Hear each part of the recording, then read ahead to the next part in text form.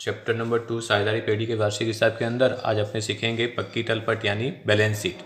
सबसे पहले विद्यार्थी मित्रों ये खास ध्यान रखो कि पक्की तलपट जो है वो कोई खाता है नहीं, बैलेंस शीट जो है वो खाता नहीं है। Balance sheet is not an account, it is a statement. वो क्या है? एक पत्रक है जो आपके धंधे की आर्थिक स्थिति को दर्शाता है। वर्ष के अंत में धंधे के अंदर पूंजी दायित्व यानी कैपिटल लाइबिलिटीज कितना है और कितना संपत्ति लेना है, ओके, एसेट्स एंड रिसीवेबल कितना है वह दर्शाता है। तो ये धंधे की आर्थिक स्थिति दर्शाता हुआ क्या है? पत्रक है। पक्की तलपट की दो साइड है। जो पहली साइड जो है वो है पूंजी दायित्व की साइड, वो जमा साइड है, और दूसरी जो साइड है वो है संपत्ति लेना की साइड जो है उधार साइड है। वो कौन सी साइड है? उधार साइड है। ओके, तो पूंजी दायित्व की तरफ क्या क्या आता है तो वो अपने क्या है यहाँ पर देखते हैं। तो सबसे पहले अपने चलते हैं पूंजी दायित्व की तरफ। तो पूंजी दायित्व की तरफ पहला जो टाइटल डालेंगे वो है पूंजी खाता। क्या टाइटल डालेंगे? पूंजी खाता यानी कैपिटल अकाउंट। यहाँ आपको जो पूंजी दी हुई है वह पूंजी अपने साझेदार की पूंजी जो है वो लिखते हैं।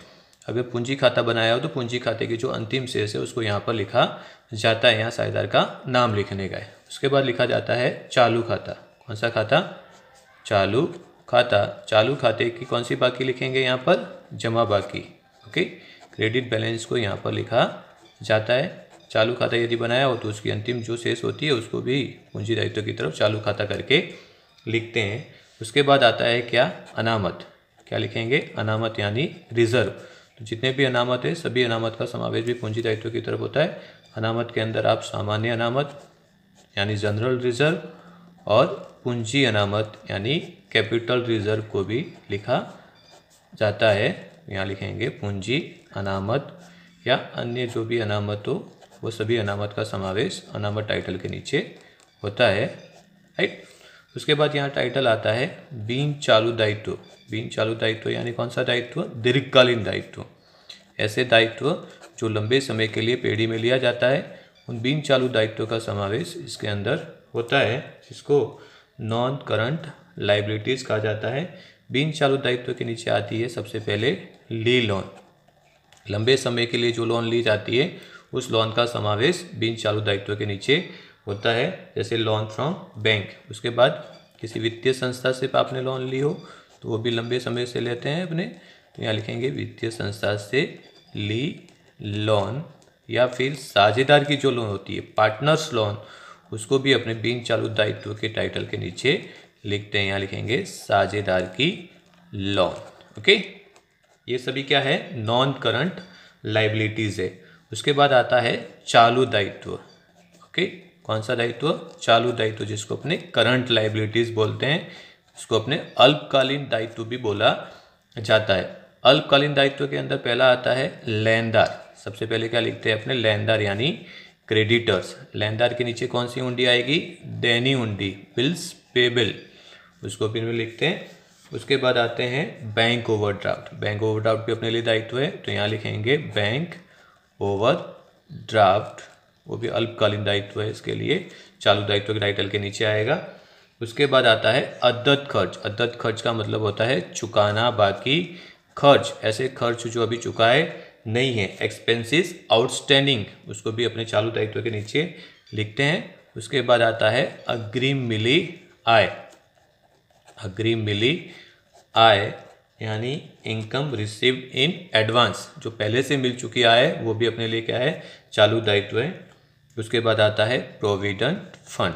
प्रोविडेंट फंड भी अपने लिए कौन सा दायित्व है? अल्पकालीन दायित्व है, इसके लिए उसको चालू दायित्व के नीचे लिखते हैं। ओके, तो पूंजी दायित्व की साइड सबसे पहले क्या लिखेंगे? पूंजी खाता, जो पूंजी की बाकी दी हो वो लिखने की। यदि पूंजी खाता बनाया तो पूंजी खाते की अंतिम शेष को यहाँ पर लिखा जाता है, या पार्टनर्स का नाम लिखेंगे। उसके बाद आता है करंट अकाउंट्स। करंट अकाउंट्स के अंदर कौन सी बैलेंस लिखेंगे अपने? क्रेडिट बैलेंस यानी जमा बाकी। यदि आपने चालू खाता बनाया तो उसकी जमा बाकी जो आती है उसको यहाँ साझेदार का नाम करके लिखेंगे। उसके बाद आता है अनामत यानी रिजर्व। सभी प्रकार के अनामत, जिसके अंदर सामान्य अनामत यानी जनरल रिजर्व, पूंजी अनामत यानी कैपिटल रिजर्व, और अन्य कोई भी अनामत को अनामत के नीचे लिखा जाता है। उसके बाद आता है बिन चालू दायित्व यानी नॉन करंट लाइबिलिटीज, जिसके अंदर आता है ली लोन, जैसे loan from bank, loan from financial firm, और पार्टनर्स लोन। ली लोन वित्तीय संस्था से ली लोन या साझेदार की लोन। उसके बाद आती है करंट लाइबिलिटीज़ यानी चालू दायित्व यानी अल्पकालीन दायित्व, जिसके अंदर creditors, bills payable, bank overdraft, outstanding expenses, income received in advance and provident fund, इन सब का समावेश पूंजी दायित्व की तरफ होता है। अब अपने चलते हैं संपत्ति लेना की तरफ। तो संपत्ति लेना की तरफ संपत्ति और क्या लिखा जाता है, लेना। तो यहाँ टाइटल अपने दे देंगे बीन चालू संपत्तियाँ। कौन सी संपत्तियाँ, बीन चालू संपत्तियाँ, जिसको अपने बोलते हैं नॉन करंट एसेट्स। अब बीन चालू संपत्ति के अंदर स्थिर संपत्ति और चालू संपत्ति दोनों प्रकार की संपत्तियाँ आती है। तो सबसे पहले अपने लिखते हैं स्थायी संपत्तियाँ। स्थायी संपत्तियाँ जिसको बोलते हैं फिक्स्ड एसेट्स। ओके, कौन सी संपत्तियाँ, स्थायी संपत्तियाँ। स्थायी संपत्ति के अंदर दो प्रकार की संपत्तियाँ आती है, दृश्य संपत्ति और अदृश्य संपत्ति, टेंजिबल एसेट्स और नॉन टेंजिबल एसेट्स। तो सबसे पहले लेते हैं अपने कौन सी संपत्तियाँ, दृश्य संपत्तियाँ, इसको क्या है दीर्घकालीन समय के लिए जो संपत्तियाँ होती है दृश्य संपत्तियाँ। उसके अंदर आता है जमीन, ओके, लैंड, मकान यानी बिल्डिंग, उसके बाद यंत्र मशीनरी, फर्नीचर, ओके, और वाहन यानी व्हीकल, और पट्टे रखी संपत्ति, पट्टे रखी संपत्तियाँ, जिसको अपने लीज होल्ड प्रॉपर्टी कहते हैं। ये सभी संपत्तियाँ कौन से में आएगी, दृश्य संपत्तियाँ, जमीन, मकान, यंत्र, फर्नीचर, औजार, साधन, वाहन, पट्टे रखी संपत्तियाँ का समावेश दृश्य संपत्तियों के अंदर होता है। ये भी कौन सी संपत्तियाँ हैं, स्थायी संपत्तियाँ। उसके बाद आती है अदृश्य संपत्तियाँ। ओके, अदृश्य संपत्तियाँ यानी इंटेंजिबल एसेट्स। इंटेंजिबल एसेट्स के नीचे पेटेंट्स है, कॉपीराइट है, पेटेंट्स, कॉपीराइट। उसके बाद आता है ट्रेडमार्क, क्या आएगा, ट्रेडमार्क, और आता है ख्याति यानी गुडविल।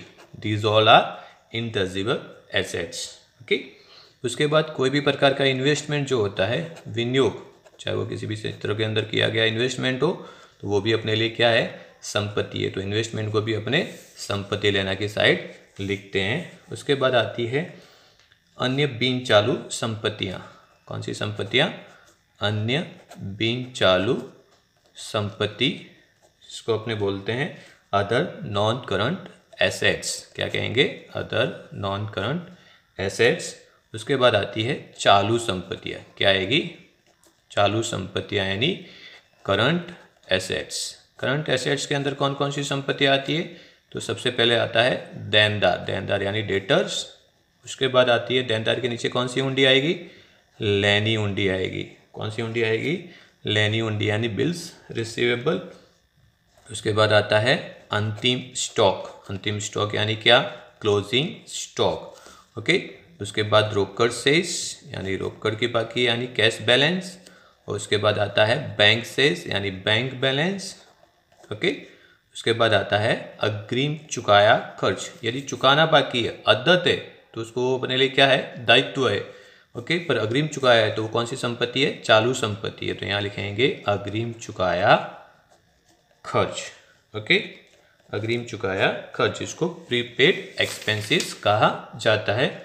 उसके बाद आती है मिलनी बाकी आय। कौन सी आय, मिलनी बाकी आय यानी इनकम ड्यू, जो इनकम अभी ड्यू है उसका समावेश भी चालू संपत्ति के अंदर होता है। ओके, तो these all are current assets. ये सभी कौन सी संपत्तियां हैं, चालू संपत्तियां, देनदार creditors, bills receivable, closing stock, cash balance, bank balance, उसके बाद प्रीपेड एक्सपेंसेस और इनकम ड्यू।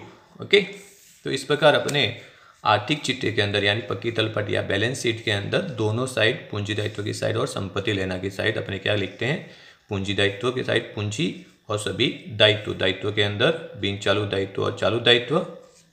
संपत्ति के अंदर सभी प्रकार की संपत्तियां, जिसके अंदर बिन चालू संपत्ति के अंदर स्थिर संपत्ति, स्थिर के अंदर दो प्रकार की संपत्तियां, दृश्य संपत्ति और अदृश्य संपत्ति। दृश्य के अंदर जमीन, मकान, यंत्र, फर्नीचर, औजार, और दृश्य के अंदर पेटेंट्स, कॉपीराइट, ट्रेडमार्क, ख्याति। Okay, tangible, non tangible assets. Then सभी प्रकार का इन्वेस्टमेंट, कोई भी प्रकार का इन्वेस्टमेंट हो, विनियोग हो, तो वो भी संपत्ति की तरफ लिखा जाता है। उसके बाद लिखते हैं अन्य बिन चालू संपत्तियां, other non current assets, and उसके बाद आती है करंट एसेट्स। ओके, इतना लिखने के बाद आर्थिक चिट्ठे के दोनों पक्षों का योग क्या करते हैं और दोनों पक्षों का योग हमेशा कैसा आता है, समान। Okay, according to accounting equation both side of balance sheet total are equal, कैसा रहता है, समान होता है। ओके, तो इस प्रकार विद्यार्थी मित्रों आप बैलेंस शीट तैयार कर सकते हो। जब भी आर्थिक चिट्ठा तैयार करो तो खास ध्यान रखो आर्थिक चिट्ठे के दोनों पक्षों का योग हमेशा कैसा रहता है, इक्वल रहता है, समान रहता है। आप टाइटल बना के भी टाइटल के नीचे आप जो भी रकम आती है उसको लिख सकते हैं। होप सो कि आपको ये आर्थिक चिट्ठा समझ में आ चुका होगा। Thank you very much. जय हिंद, जय भारत, स्वस्थ रहिए, मस्त रहिए।